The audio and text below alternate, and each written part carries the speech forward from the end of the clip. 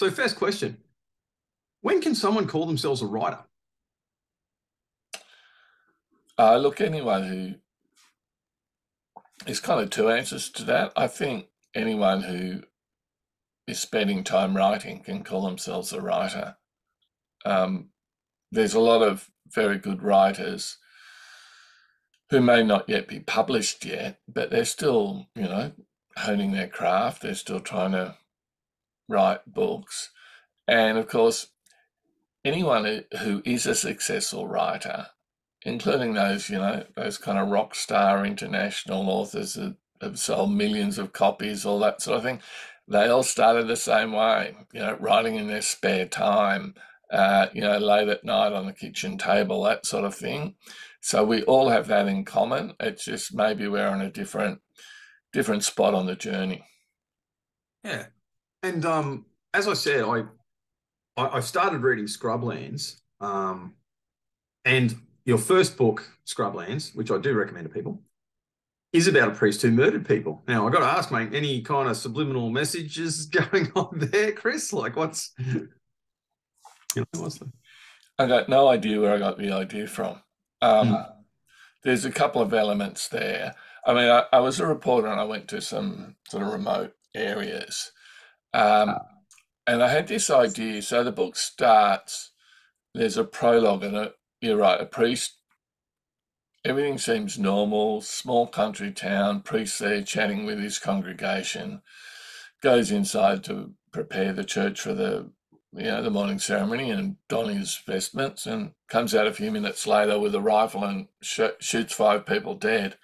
Um, and then, as we find out, he himself is killed by the local policeman. And there's an accepted version of why he's done this.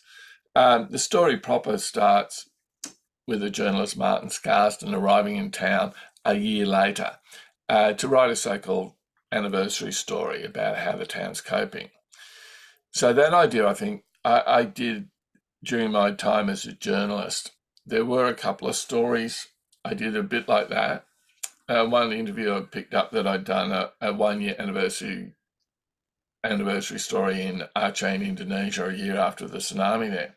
Mm. But really, I think it comes from a time I did a story in a little town in East Texas called Jasper. And I went there, it wasn't a year, but some months after some white extremists had tied an African American man called James Byrd Jr. to the back of their pickup truck and dragged him along the road until he died. It was a murder that completely horrified America, inured, though it is in many ways, to violence. And I went there some months later, not to do a story on the murder. There was no mystery there. There were lots of witnesses. The cops had caught the guys who did it within hours, and they'd already been found guilty. I did a story on how the town was coping, and that's where I think I got the idea for Martin going to that town a year after something terrible has happened, thinking that he's only doing a story about how the town is coping. But then as he starts researching his story in the town, he realizes the conventional wisdom of why the priest did it is almost certainly wrong. And the more he digs, the more he discovers, of course. Okay. Well, and But why a priest and why shooting people? I've got I don't know of any such case. I mean, obviously not here in Australia, but even in the States, I haven't heard of anything like that. yeah, even in the States, which is kind of saying something. But like reading your books, I find that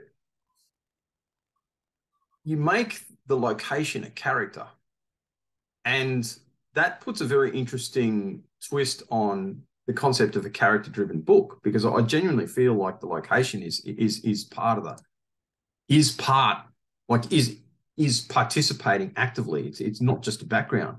Can you tell us about writing about place? Yeah, look, I think you're right there. When I first started writing crime fiction, I thought the plot was everything. I thought what you need is a cracking plot and pretty much everything else is secondary.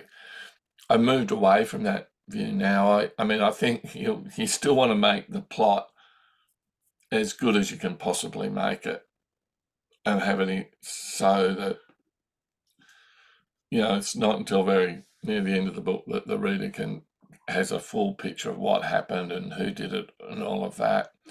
But I think the setting is at least as equally important, as are the characters, as is the voice, in other words, the way the story is told.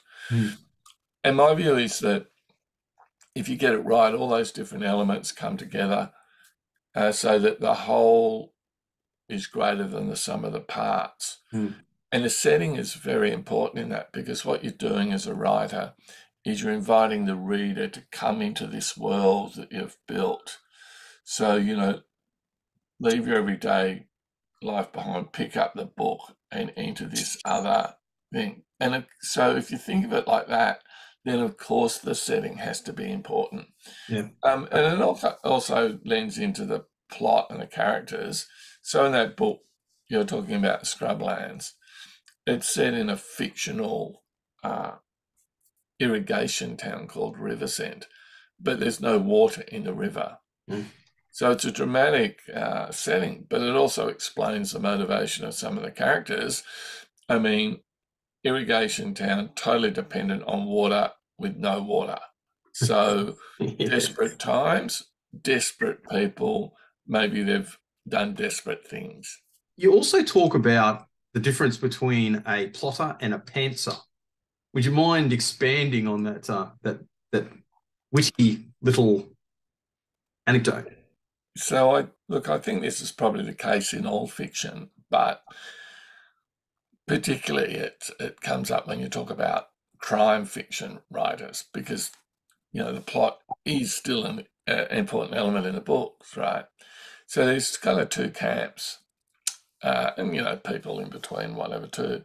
But at one end you've got the plotters, and so they'll plot the book out, often in great detail. They'll write treatments of maybe hundreds of pages, and only when they've got the plot and what happens totally set, then they start writing the narrative.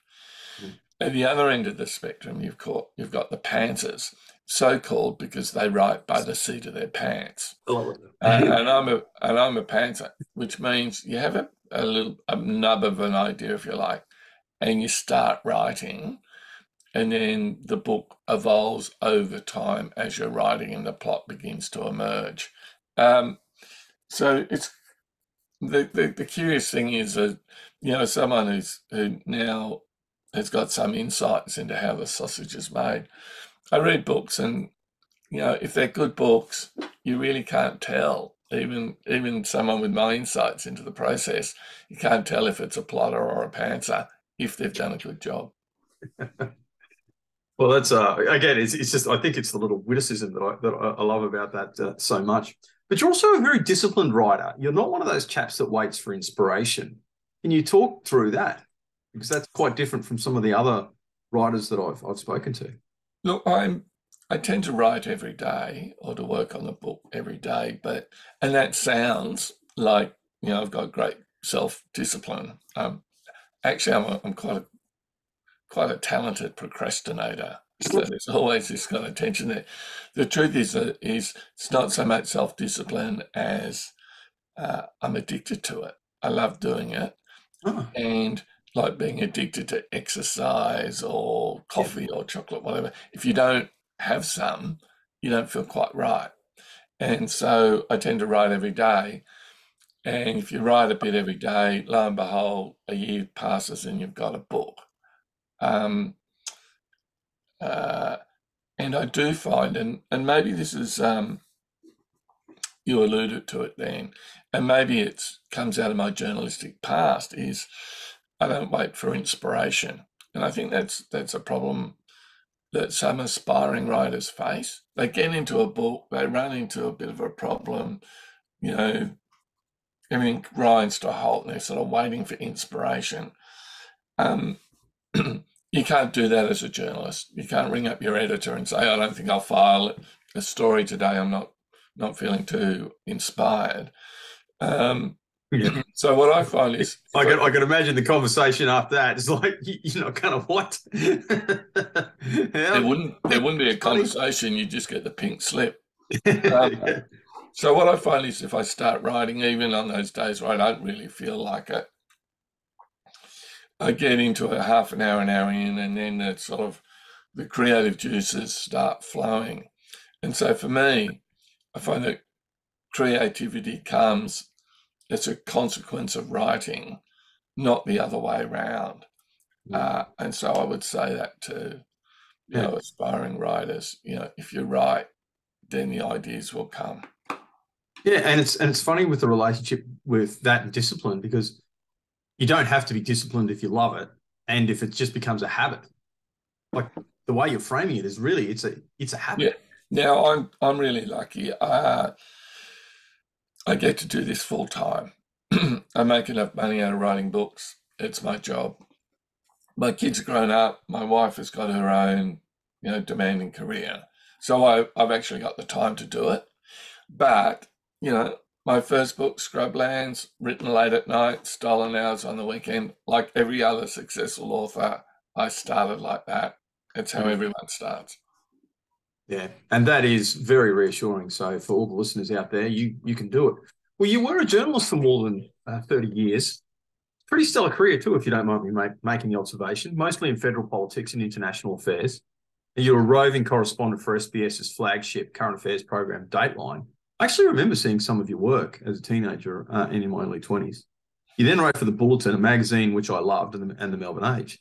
Can we talk about your career? Like, what was your favourite story? You've alluded to one, and obviously I'm thinking, one of my follow-up questions was going to be, what's your saddest story? I'm thinking that's probably going to be the Texas one. But yeah, can you talk about those days? Yeah, sure. I had a very privileged career. I'm not sure you can have that sort of career nowadays in journalism. I had 2 long stints working for. I worked for SBS. Maybe 15 years, 17 years, all up. Some of it in Canberra in the press gallery. A couple of long stints working for Dateline, and I travelled off to some of the most remote places, often several times. So Russia, China, Japan, some, really interesting places. And back in the 90s, when I first started doing it, you could just go completely off grid. There was no internet, phone calls were massively expensive. So I just sort of disappear for several weeks and then come back to Australia with a story or two. It was an amazing amount of freedom to be able to do that.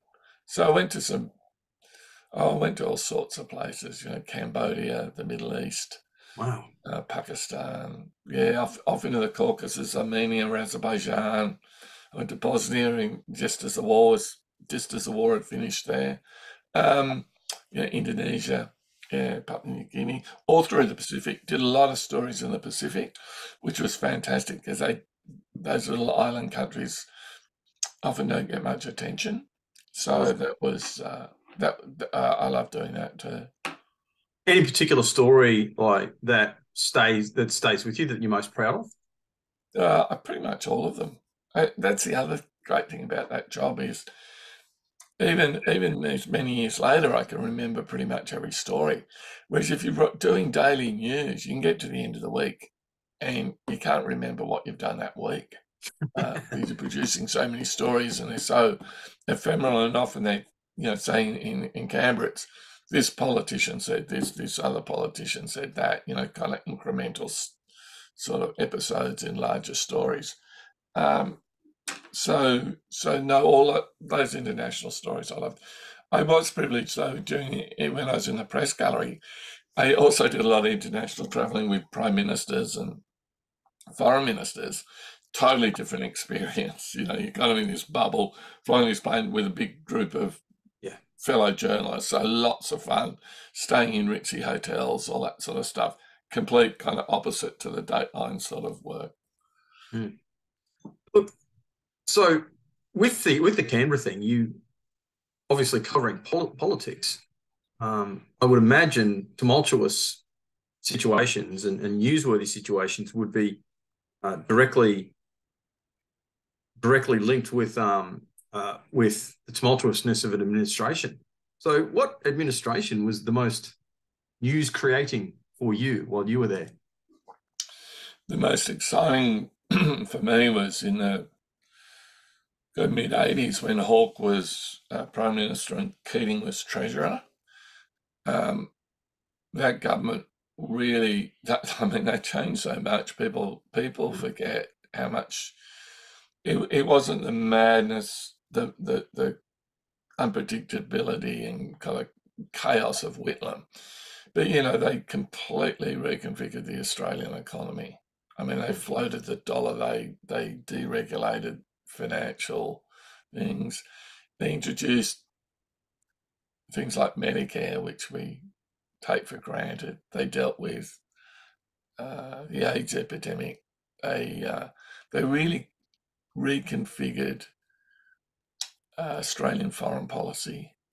They really changed the way the environment was seen. And of course, I was young, so it was. I mean, if I was there now, I'd probably be old and cynical, But no, that was the most exciting time. Yeah. Yeah, I got to say, like, without getting too political, there's a lot of stuff they did in the economic sphere, the Hawke and Keating years. There's no way a Conservative government could have done those things. Like the union movement would have just gone nuts. The only government that could have got that through was a Labor government. But maybe. I mean, Thatcher did it and Reagan did it, but they just did it in more brutal ways. It's coming anyway. Coming out of the 70s and stagflation, the oil shocks, US dollar delinking from gold, etc., etc. There was a lot going on in the world, and everyone in the world was trying to come to terms. Australia was in even more, some most drastic states because the Brits had joined the EU. Anyway, let's not bore people. Yeah, exactly. Yeah, an economics lecture. Yeah, that's right. I got to say, Great Britain joining the EU, that kind of like turning their back on us, that really annoyed me. But I digress. Look, you have touched on something very interesting there in regards to the mainstream media and how things have changed so much. The mainstream media is dying, and I'd really just like to talk about that, get your take on it. Like, to start off with to structure the conversation to begin with, like, why? Well, it's got to do with the business model.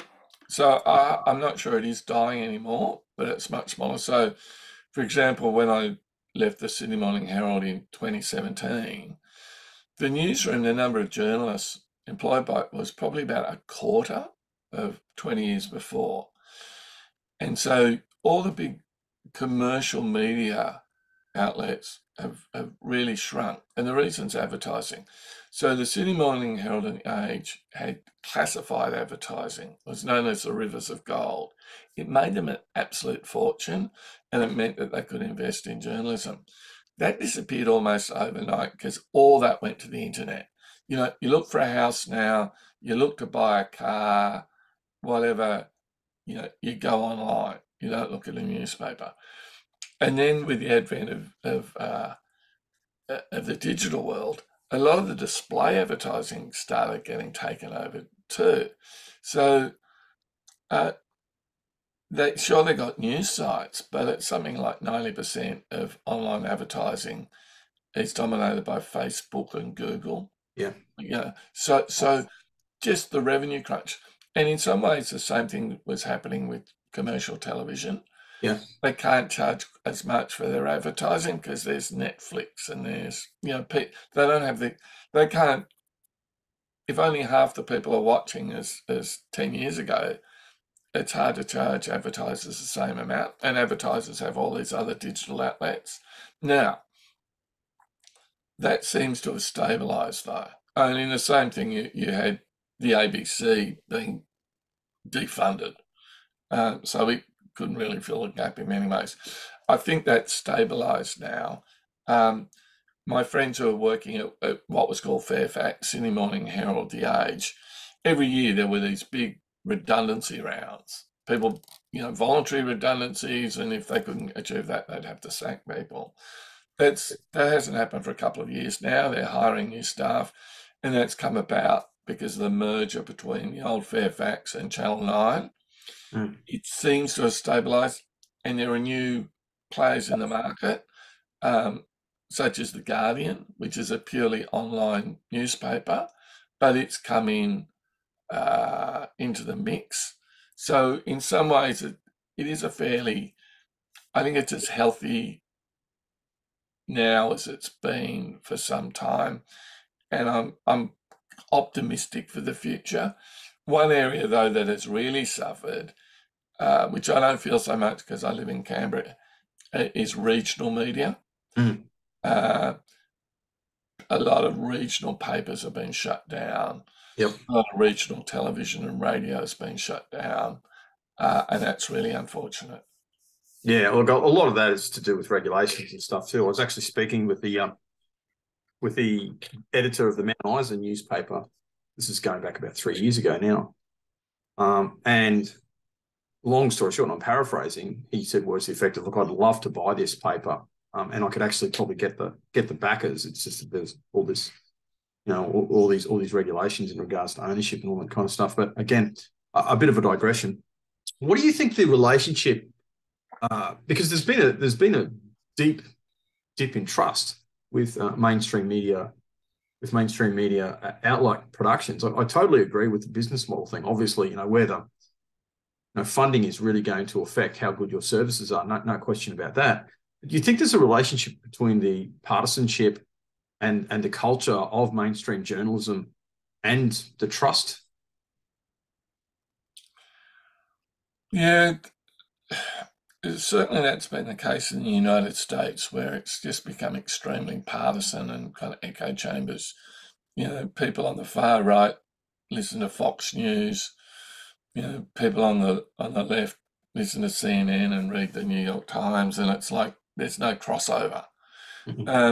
So you've got a mainstream. I think the major commercial television networks are pretty much straight down the line.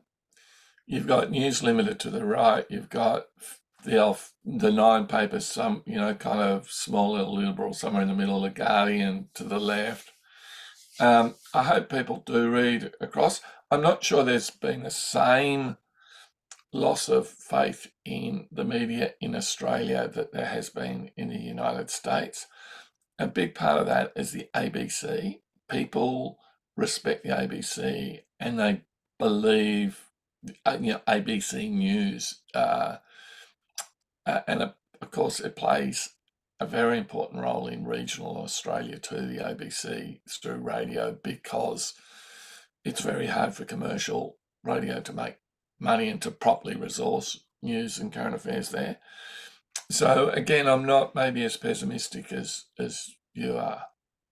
Yeah, well, I mean, I'm not seeking argument, I swear to God, but like I do have a slightly different perspective on that, and I'm just interested in a genuine conversation. I agree without qualification in regards to ABC regional stuff, like having lived in rural and remote areas disproportionately in my life. Like that's true. And you do get some very good ABC reporting out there. Like I know most of the ABC journalists here in Cairns, and I knew a lot of them on the Cape Beat when I lived there. I don't have the same. I'm just going to make a statement, just for a discussion point. I just don't have the same amount of trust as the ABC, and for the ABC. And I look at the COVID response. Now, I'm fully vaccinated. I got mine. My kids did it, and all that kind of stuff. That's not the point. It's like there are a whole group of people out there, and there were lots of them. Like we had big rallies and stuff here in Cairns. These people who were refusing to get the vaccinations. And incidentally, I was in the police at the time when all this started. And I saw the coverage from the news, and it basically was like, look at these extremist idiots who just refuse to conform, and they're kind of dangerous. They're a bit stupid, but that's not reporting. That's editorial. That's forming a narrative. That's pure. That's pure editor. That's just kind of like doing that. The question in my mind is like, why weren't those people down there just shoving microphones in their faces and going, "Why are you here? What's going on?" So rather than reporting what's going on, they were contributing to a narrative. that's how I saw. Again, I'm not a journalist, but that's how I saw, and I can't even say experienced because like I wasn't interviewed or anything like that. Although I have had a lot to do with the media and generally in Cairns with some qualifications. I find them pretty good up here. I really didn't see the mainstream media, especially including, in fact, I'd say especially the ABC covering themselves in glory over the COVID thing. And for me, there were a few other things like, again, I have to declare an interest here. Like I was in the police for 30 years, but the Black Lives Matter thing was covered, I was just like, oh, okay, we could all be disgusted that copper knelt on that guy's head and murdered him. It's like, yeah, bad. I condemn him. I condemn that act, and I'm glad that he went to prison. But how and why that reflected on me, how and why that was somehow indicative of what was happening in justice administration in Australia, the narrative that was formed by, the mainstream media at the stage just wasn't true. And especially considering the stats out there with deaths in custody and all that stuff are clear. Like the police don't murder Indigenous people in jail. It just kind of doesn't happen. So just that's how I felt and that's how I experienced it. So I'd just be interested in your take. Well, I think the Royal It's okay to disagree vehemently. Like it's, like I don't know you from Adam, but like I'm not chasing validation here. Like just tell me what you think. Well, I think the Royal Commission into black deaths in custody and the annual statistics show that while Indigenous people are not only disproportionately imprisoned, massively disproportionately, they die in custody. Yep. For all sorts of reasons. I do touch on in my latest book, the one that's out now, a crime fiction book called The Tilt. Mm-hmm. But it does have some sort of anti-vaxxers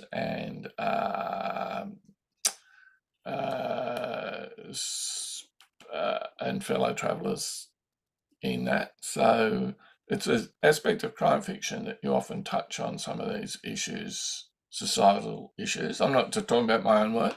I think a lot of crime fiction writers do it, and with that, but not being preachy or didactic, just I think because they're trying to make their books topical. That's what I'm trying to do, and touch on some of the areas that are of concern to readers. I suspect I disagree with you on all sorts of things, but I'm not sure this is the forum for it because I'm here as a after all, here as a crime fiction author. No, and that's fair enough. And look, I'm not after, and I really appreciate you talking. I do think it's overall Australia's response to COVID was pretty good. I think unfortunately the states probably had to do more of the heavy lifting than they should have. I mean, I think some of the areas around quarantine, some of the areas about repatriating Australians particularly was too slow. And I think the acquisition of vaccines was problematic too. But that's all in the past now. Yeah, look, I mean, it is in the past, but I sincerely hope the government has learned its lessons and, forcing people to get vaccinated. I have deep, and again, I'm fully vaccinated. I got mine, so it's not like no one was forced to be vaccinated. Yeah, they kind of were actually. Like you lost your job in the police if you didn't. Nurses lost their job. That's just not correct. And that's true. And if you worked in a hospital, I think, yeah. Yeah. So they were coerced. And in regards to deaths in custody, no, it's not correct that Indigenous people die disproportionately in custody. In fact, it's safer. I do know the stats on that. I'm very familiar with them. But anyway, and I think that's what it comes down to. I know lots of journalists. I mean, lots. I've never met anyone who I thought was actively dishonest. I've met heaps of them, Chris. I've met ones that are actively dishonest. Sorry? I've met ones who are actively dishonest. Really? What form does that take? Can you? No, let's stick to crime fiction. Hey? Oh, okay. Oh man, I still want to dig into this. You're titillating me. This is ooh. Yeah, and again, to kind of to frame, and I suppose, yeah, we'll back to crime fiction, but to like kind of wrap this up, like I had a great conversation with Peter Reid, and I asked him outright. I said, look, is there corruption in science with the way that with the way a lot of this climate change stuff is being reported, which just is wrong, some of it. And he said, no, like there aren't people who are actively corrupt in the truest sense of the word. There are people who are ideologically possessed, and I'm kind of paraphrasing here, like the interview is there for people to watch. But there are people who are ideologically possessed and people who will mix up their self-interest with an agenda, but there's not corruption in the truest sense of the word. And that's been my experience with journalism. Like when I say I distrust the media, I distrust a lot of reporting, but almost there's only, I can think of two journalists that I just didn't trust, that I just thought, no, this person is actively going to misrepresent what I say. Which, considering the amount of journalists I know, two's too many, but like it's not many considering I know like hundreds. You know what I mean? And I've dealt with hundreds. So that's kind of my take on that. Yeah, but okay, crime fiction. Let's get back to that. Why crime? Like, what drew you? Obviously, so you've done this reporting and stuff, but what is it that drew you into this crime writing? Look, I'd written a couple of non-fiction books, kind of like travel writing. Mm-hmm. Travelled throughout the first book, The River, travelled throughout the Murray-Darling Basin, right at the height of the millennial drought. So from the headwaters in Queensland all the way down through New South Wales, Victoria, South Australia to where the Murray reaches the sea. Really liked doing, and ended up giving me some pretty good locations for my crime books. But I couldn't make any money out of it. And this is true in Australia. It's very difficult to make a living out of writing books. So Sydney Morning Herald and the Age have been very kind in giving me a voluntary redundancy to go and do this. Were very kind of hired me back. But the job they hired me back to do was doing more online videos and interviewing politicians, whatever. I wasn't writing so much. I missed the writing, so I thought, I don't have the time or the resources to do non-fiction, so I'll have a go at writing fiction, making something up. Didn't have the confidence or the ideas to write like a purely literary book, which is probably more what my go-to reading was in those days. I'd read quite a bit of crime, not as much as some people, I tell you, but great admirer of the Americans, noir, the original hard-boiled detective writers like Raymond Chandler, Dashiell Hammett.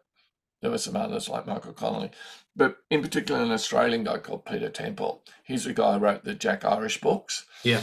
And just by coincidence, he'd been my writing teacher when I did journalism in the early 80s, before he'd published any. I was a huge admirer of his books. So I thought, why I'm going to have a crack at writing crime fiction.